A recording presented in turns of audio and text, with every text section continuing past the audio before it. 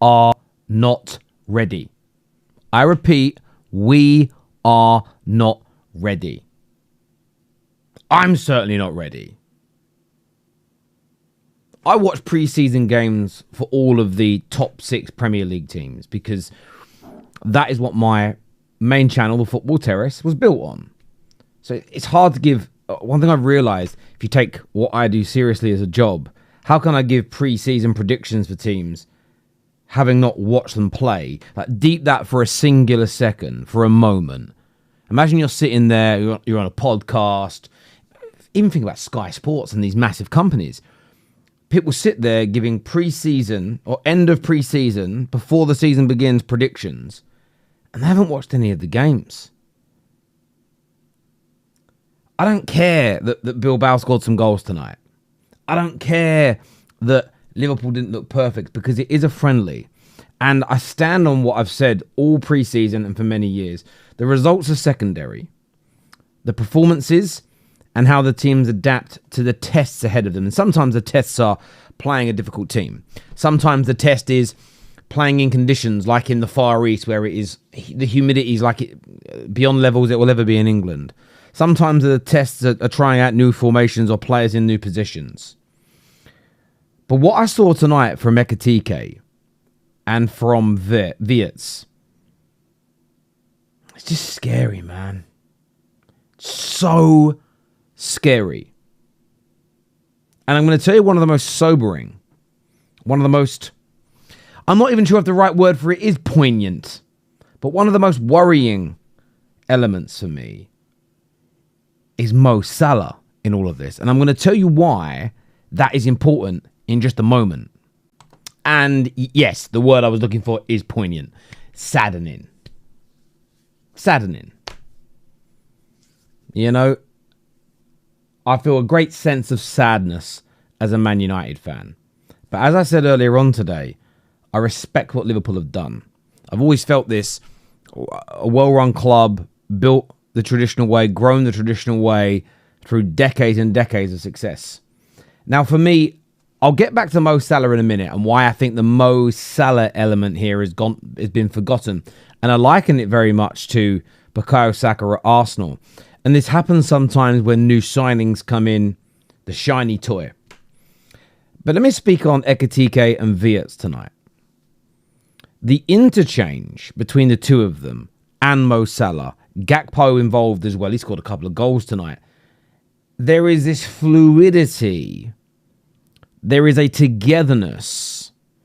Their combinations, their union, as it were. You would think that they've been together for 4, 5, 6 years, not 4, 5, 6 weeks as a collective. There is a friendship. There has been a bonding. And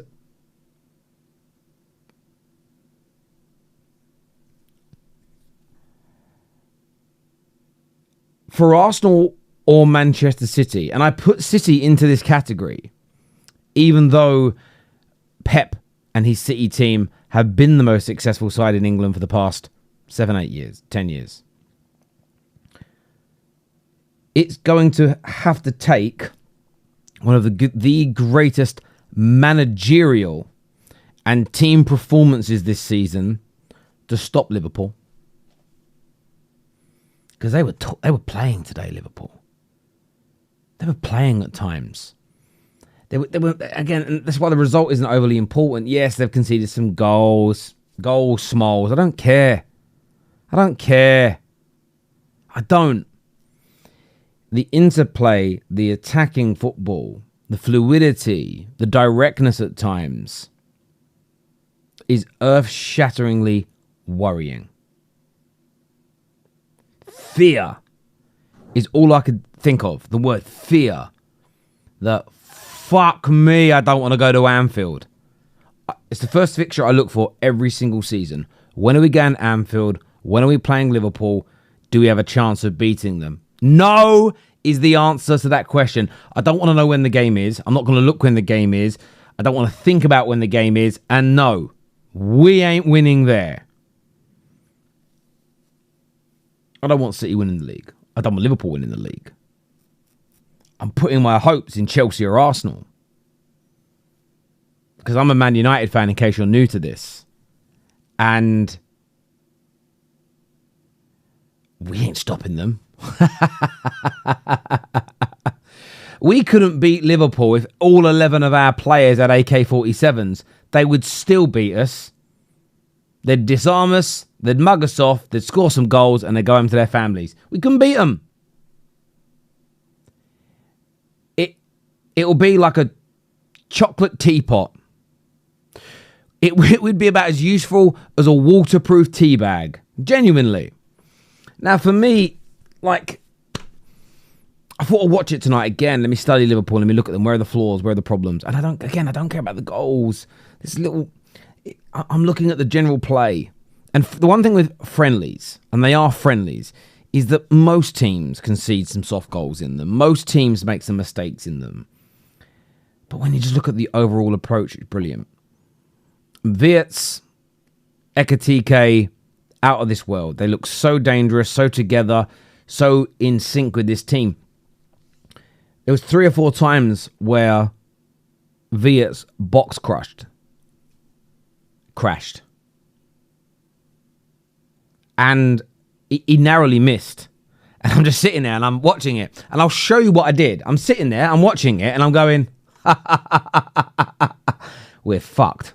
That's all I could think. It's just, God.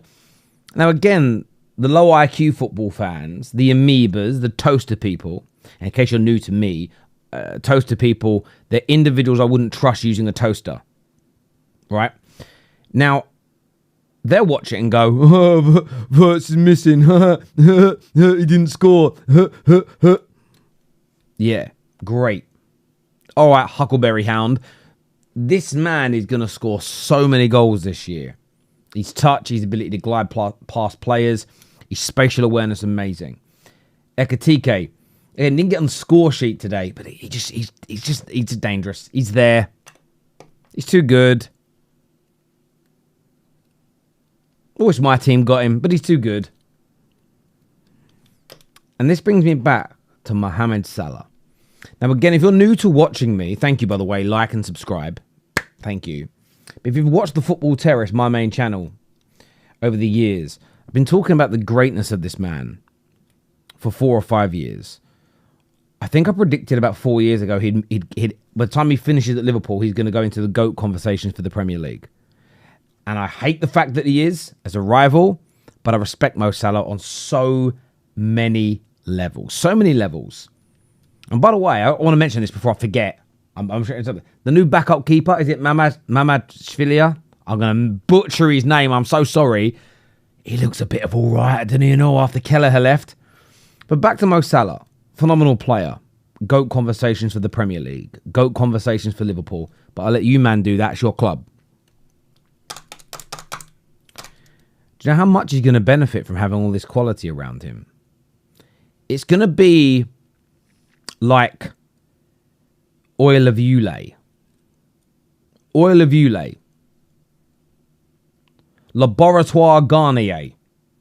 This is some anti-wrinkle cream bullshit. They are going to make Mo Salah look and feel younger. They are going to help prolong his career by doing extra running for him. Look, he's always going to work hard, Mo. He's in great shape. But they're just going to give him so much support and quality compared to what was there last year.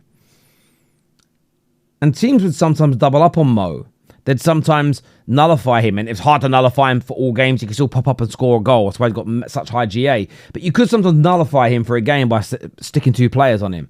How are you doing that with Wirtz? How are you doing that with Ekitike? How are you doing that when Eze arrives? When Eze comes in, think about it, deep it, for a moment. How the hell are you doing that? And don't even get me started on young Rio. I did watch the first preseason game as well because I'm dedicated to my job. I'm dedicated to my art. And my God, they don't need Rodrigo. I'm telling you now.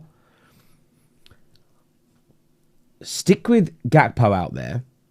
Use Kirkes for width. Have games where Ekitike comes out there, but start using young Rio. This kid is special. And I'm whispering it because I'm scared. I'm scared. I'm scared. Liverpool are serious. They're amazing. And they're going to take some stopping. And as I said earlier, and I stand on this, it will have to be one of the greatest managerial and greatest team performances this season by City, Chelsea, or Arsenal to stop this Liverpool team, because they are absolutely something special. Hit the like button. Make sure you're subscribing. And I'll see you all again soon. Peace.